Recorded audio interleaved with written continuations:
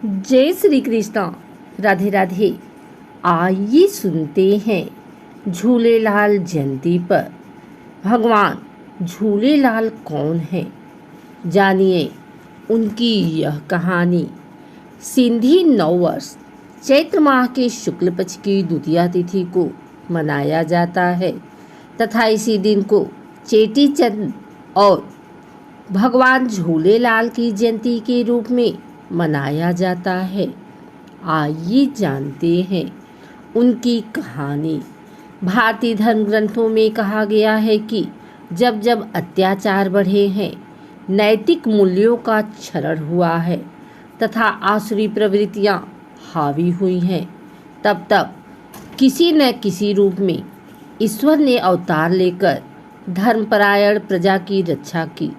संपूर्ण विश्व में मात्र भारत को ही यह सौभाग्य एवं गौरव प्राप्त रहा है कि यहाँ का समाज साधु संतों के बताए मार्ग पर चलता आया है।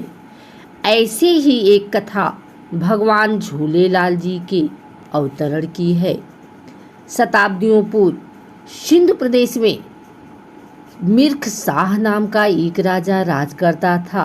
राजा बहुत दंभी तथा असहिष्णु प्रकृति का था, सदैव अपनी प्रजा पर अत्याचार करता था।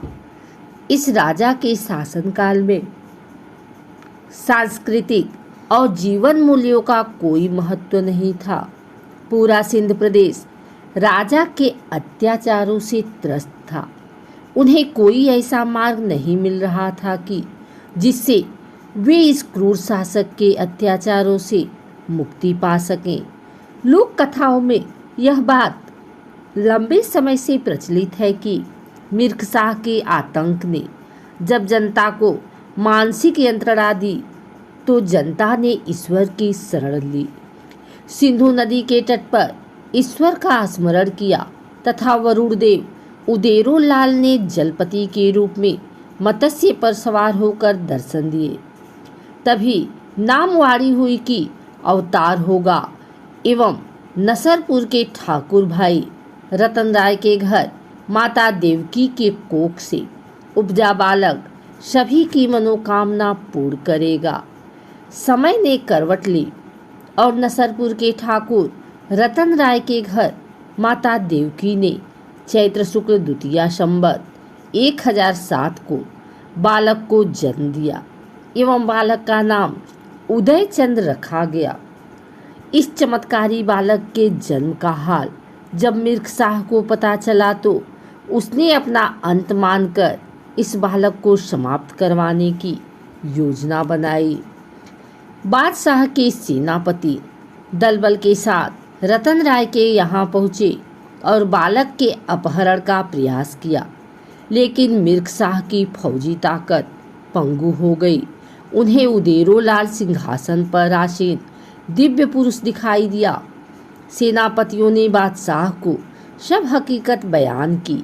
उदेरोलाल ने किशोर अवस्था में ही अपना चमत्कारी पराक्रम दिखाकर जनता को ढाढ़स बंधाया और यौवन में प्रवेश करते ही जनता से कहा कि बेखौफ अपना काम करें। उदेरोलाल ने बादशाह को संदेश भेजा कि शांति ही परम सत्य है। इसे चुनौती मान बादशाह ने उदेरोलाल पर आक्रमण कर दिया।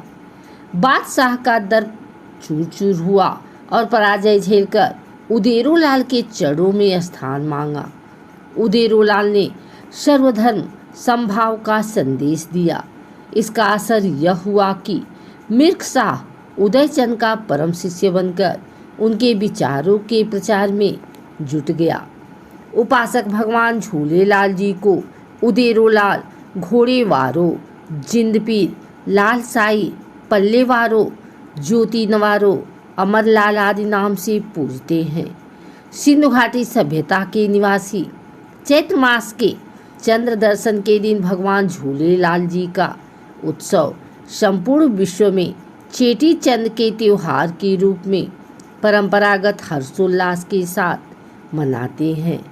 चूँकि भगवान झूलेलाल जी को जल और ज्योति का अवतार माना गया है, इसलिए काष्ठ का एक मंदिर बनाकर उसमें एक लोटे से जल और ज्योति प्रज्वलित की जाती है और इस मंदिर को श्रद्धालु चेटीचंद के दिन अपने सिर पर उठाकर, जिसे बहिराड़ा साहब भी कहा जाता है, भगवान वरुण देव का स्तुति गान करते हैं। यह सर्वधर्म समभाव का प्रतीक है। झूलेलाल उत्सव चेटीचंद, जिसे सिंधी समाज सिंधी दिवस के रूप में मनाता चला आ रहा है, पर समाज की विभाजक रेखाएं समाप्त हो जाती हैं।